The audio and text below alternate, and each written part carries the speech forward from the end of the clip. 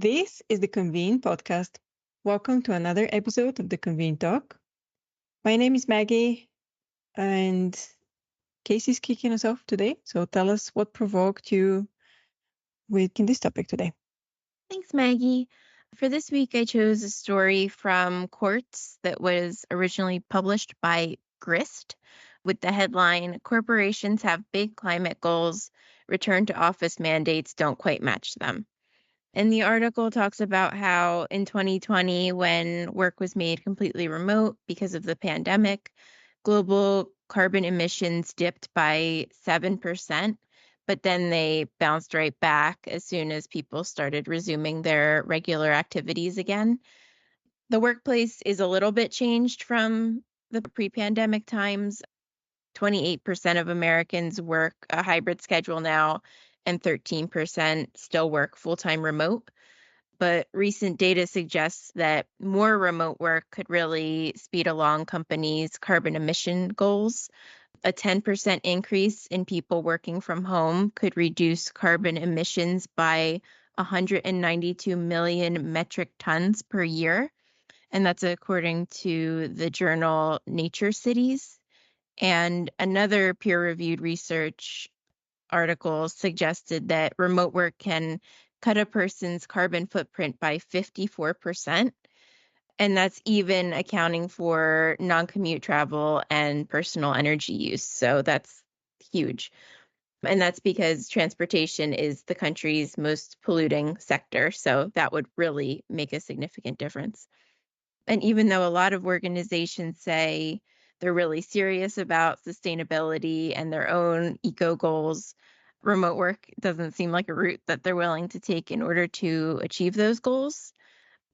And I found it interesting, a woman who was quoted in the article, Kate Lister, who's the founder of the consulting firm Global Workplace Analytics, said that especially in the US, this just isn't something that's high on the priority list. Sustainability kind of gets up there, but then she said something shiny, another shiny object appears, and then we kind of move on and forget about it. But she believes that as the older generations maybe retire who are really clinging to this in-person workforce, these conversations might start to shift. So I think this is a really interesting topic for all sorts of reasons. I can definitely see ways that it applies to events as well. So I'm just interested to hear what you all have to say. Barbara? Yeah, I was really interested in this story because of the impact that it will have on transportation. So I'm in the Bay Area where there's a lot of remote work and there's a lot of traffic. And as companies shifted to remote work, the public transportation, the usage dropped. And so there's less public transportation. So I think remote work is the shiny object. Yeah. I mean, I think that it's great. I think remote work by itself is worthy of consideration. And I do think it's an industry by industry. But I think it's kind of a kick the can down the road. Like, look at all these numbers. But I think the basic problem in the United States is the lack of public transportation. Yeah. I think if you live in a city like New York, even the Bay Area, which doesn't have that, centuries old subway system. Like when I did work outside my home, I could get there by train. There were shuttles, there were incentives. It cost a fortune to park. In fact, if you did something really great at work, you got an A parking pass for a month. It was like they had incentives in place and it really worked. And you could stop at the grocery on your way home. I just think they should not be, I don't think that's the solution to the climate crisis. So I think it should be considered on its own merits and that the problem in the US is we've got a carbony transportation system. What are you thinking, Curt? I agree with you. I lived in Chicago for a long time and I'll be back there. But right now I'm in Berlin and just comparing the CTA, the Chicago system, subway system, to the U-Bahn here, it's amazing how in the US those systems were built more to get people in and out of the city as opposed to get people to different places within the city. I think New York's is sort of better than what Chicago has, but like it's interesting because here in Berlin, I can go somewhere and be there and it's clear across the street on the map. I'm looking and going, oh, this is going to take me all day. Because if you saw that same distance in Chicago, it would take you a bus, a train, switch to another train, and maybe another bus. But here, you can basically do 2 trains maybe. And the time in between switching trains is maybe 5 minutes at the most, because they go every which way here and they're all over the place. It's just the system is much better for that.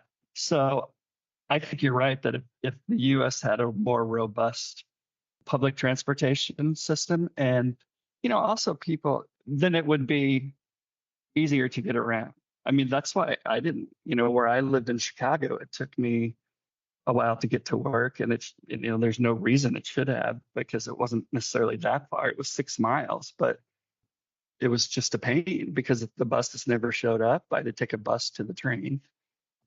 Yeah, so that's why I liked working from home when I was there. But yeah, I agree that if that system were more robust, it would be much more attractive for people to go to the office, I think. And or maybe even if the offices weren't all downtown in downtown Chicago or whatever. But the other problem is a lot of people live in the suburbs but work in the city, or vice versa.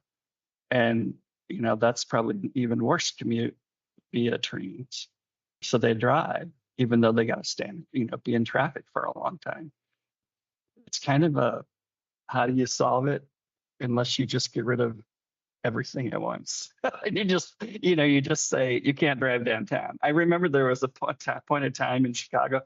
It was called the Great Chicago Flood, but what basically happened was something broke in all the buildings downtown. The basements, the sub basements got flooded because they have like 5 sub basements in some of those high rises and stuff downtown.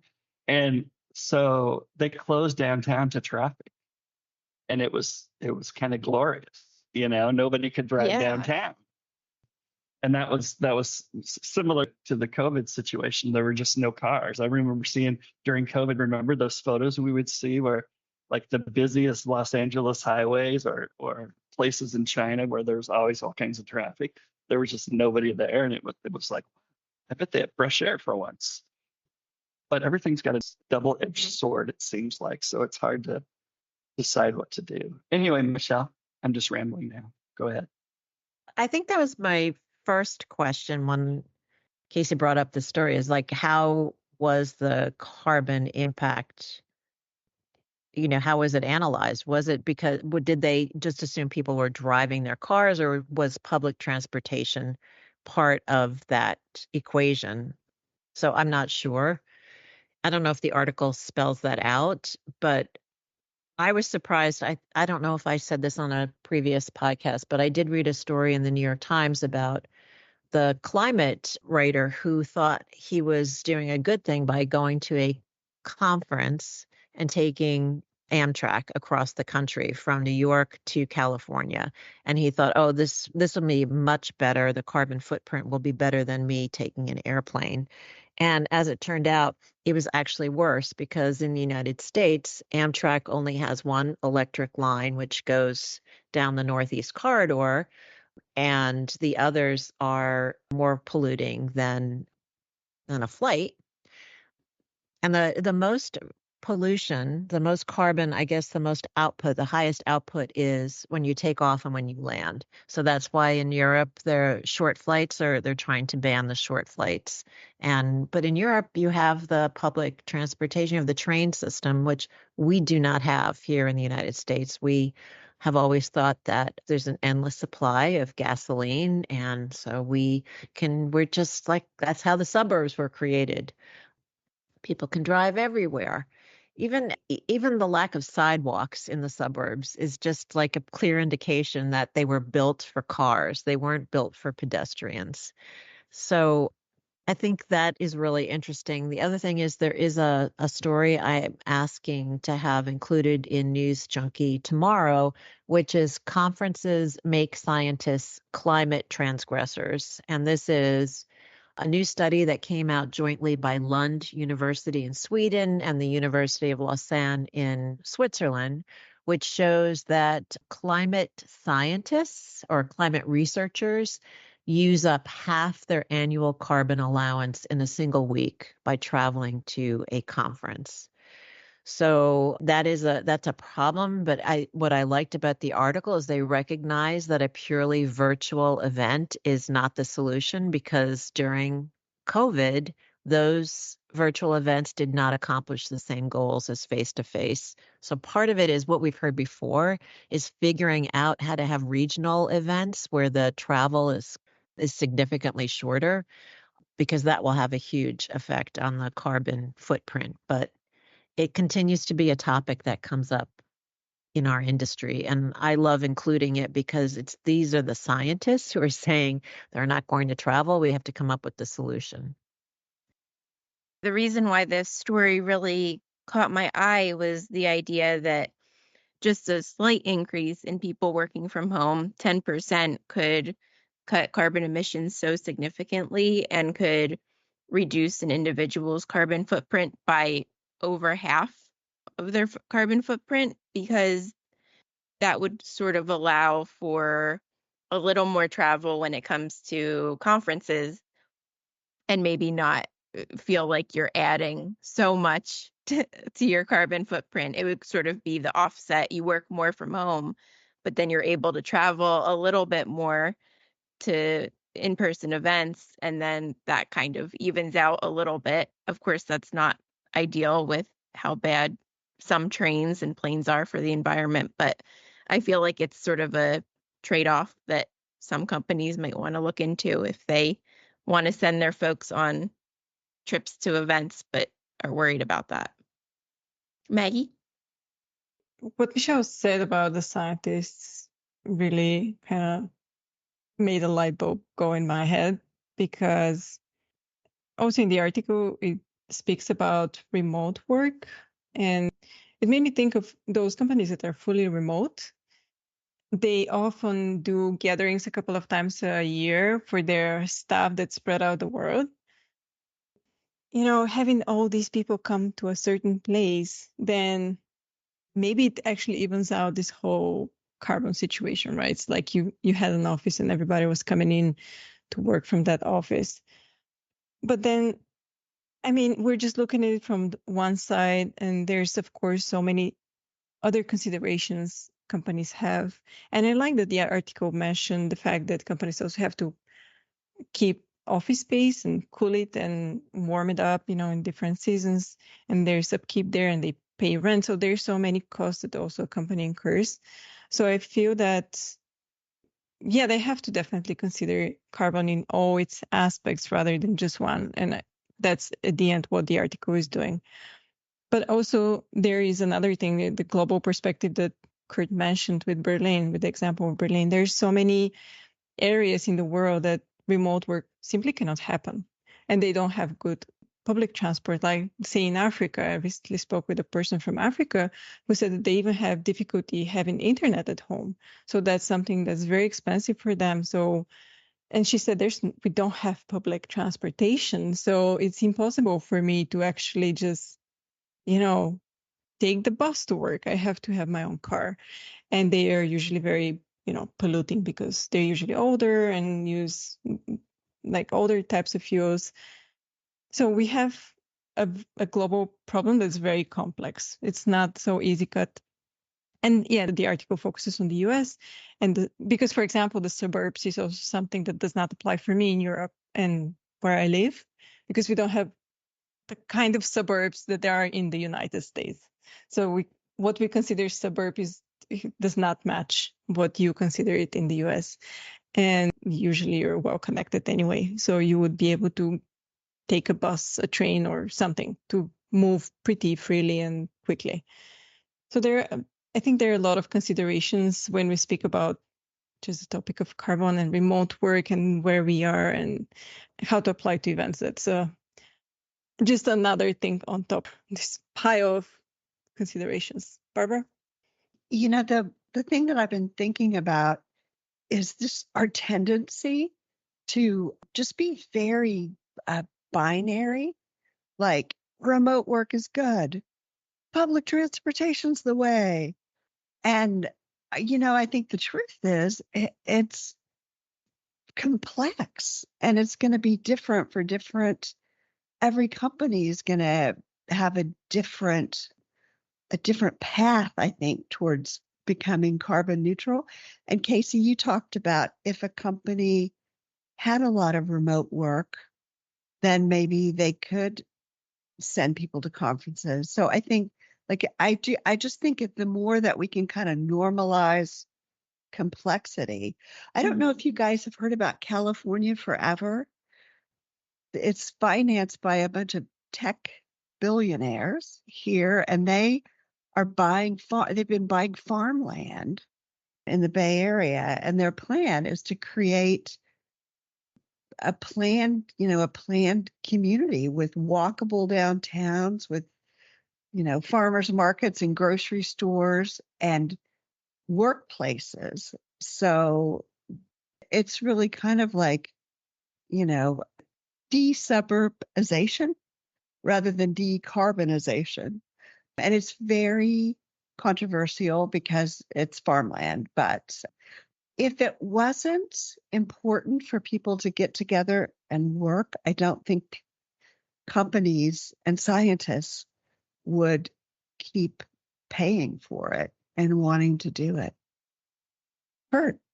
Yeah, I think the article that Casey used talked to someone who said, the person from the shoe company, I think, that you can't develop or create new shoes, well done shoes over the internet. He was saying that you got to be sort of in the same room, and that's why they've decided everybody needs to come back to work more often. So yeah, there are those kind of cases, but it's interesting. I think meetings have a better opportunity to figure this out, maybe, because there are other options, but there are mixed options, I guess. But you're right, it's too complex to do. But that doesn't mean we can't try, right? Oh, yeah. And everybody's trying, it seems like. Well, a lot of people are, not everybody. Casey. I feel like what Barbara was saying really kind of sums up the story, is that you kind of have to allow for flexibility in how companies come to reduce their carbon emissions, because it is so different depending on the organization's needs and where they're located. Like just hearing Maggie talk about, her living situation and how the suburbs are so different there to the US. I'm located in South New Jersey, and I consider myself close to New York. But when I think about it, I have to leave my house like 3 hours before I have to actually be somewhere, because I take a car, a train, and a taxi to get where I'm going. So it's not, I'm sure to people in parts of Europe, they would say that's absolutely not close. And even I'm closer to Philadelphia, and even that would take me probably an hour to drive to downtown Philadelphia. So it's not really the same infrastructure as a lot of places in Europe, which is interesting. Yeah, and Michelle, you were mentioning the sidewalks, that they're in places without sidewalks. We have the same problem in some parts of Europe, but that's because the cities were planned so many years ago that they never considered cars. So now we have like a tiny sidewalks because cars also have to pass. So humans and cars are all on the roads pretty much. But that's bad planning, nothing else. And even the streets are kind of narrow in some parts of Europe. Oh, yeah. And there's cars coming trying to go both directions. Yeah, that's why they have small cars here. I'm curious though, you have a dog. Is there, because this has been my situation just living in the suburbs, walking my dog, is you go to an intersection where it's clearly marked, and in my state, in New Jersey, pedestrians, it's a law, like that we have the right of way. But I could be standing there and count 20 cars that just go past. So it is very clear to me that we still have the mindset that cars reign supreme over walkers. So I'm interested if that's like your same situation. In Bulgaria, yes, we Okay. don't have the right. I mean, in theory, by the law, we do, but it's a fight. But actually, I figured out, I always thought it was bad, but actually, I found it so much worse in some parts of Asia. So there are worse places. I mean, it depends. It really depends how you rate it. What's your scale? Yeah. It seems like the bicycle people rule here. Like you can Oh. get clipped by a bicycle rider at any time, and it's your responsibility, not theirs. Oh, I think that's the case in New York City for sure. Those bike lanes, those messengers just speed through, and it's more dangerous than the cars for pedestrians in a lot of cases. Mhm. I just learned this over the weekend. Berkeley is a place where pedestrians and bicyclists are, they rule the road. Like once I get to Berkeley, I am like, I've got to be on the lookout. And there's, pedestrian crossings everywhere. And in the middle of the neighborhoods that are close to downtown, which is where my daughter lives, there's these traffic circles everywhere. And decades ago, one of my daughter's neighbors was telling me the mothers planted them. The mothers built these gardens in the middle of the intersections. And so there's all these traffic circles. And they're beautiful. They're planted with flowers. And I was, and people they talk there, and it's just made this wonderful neighborhood feeling. And so I feel like that's a little bit of to me, just like the lesson to me is that it's like a cultural thing that you learn. Like I know when I'm in Berkeley that I have to watch for all manner of pedestrians, and that they are not going to wait. They're going to walk out in the intersection, and I'm going to gotta be careful. So I it's had this interesting. experience in Lausanne when I went for Convene a couple of years ago. I am used to waiting because cars, people in cars, they have different mindsets. So I'd rather wait than, get squashed on the street. And then this lady just, she stopped and she smiled and she was like, kind of, okay, I see you're a foreigner. You can move, you have right of ways. I'm always going to wait no matter how much you stand there. So please go. And she made a gesture. It was very funny because she clearly understood that we're not, from town, and we have different mindset when it comes to crossing the road. It was very funny. And I actually tried to push my European ways in Asia and say, it's a pedestrian, it's a, this crossing. I'll just go. I mean, they have to stop. They must stop. They don't want to kill me. I mean, that should be the mindset. But yeah, I had to run for my life, as it turned out. So don't try that in most parts of Asia.